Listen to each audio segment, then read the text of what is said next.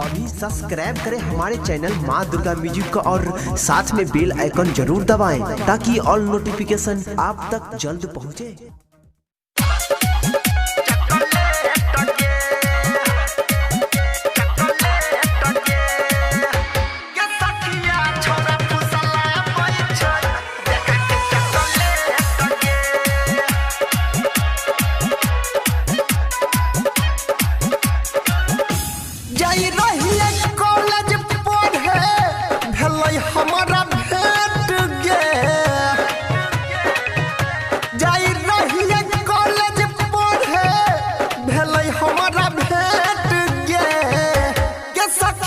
छोरा फुसला बैठे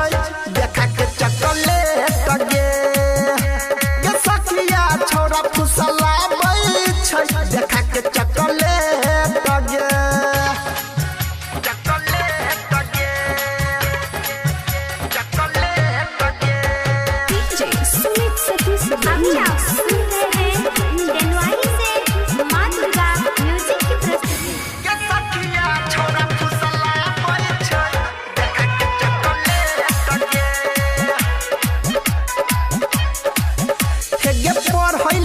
बैठे रोजे के रोजे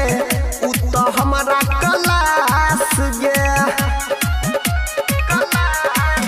हे गे देखै में लागै छलै उ छौड़ा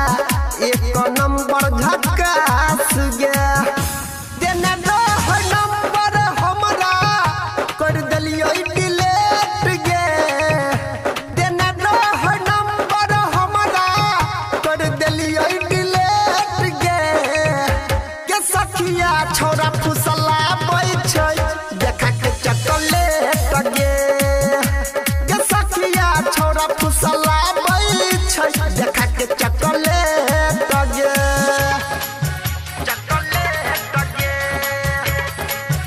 चॉकलेट गे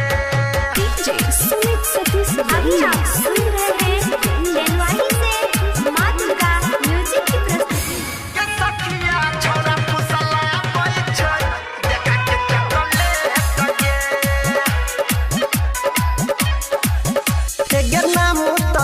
ओकर सुनै गे सखी गायक यादव यानी लगे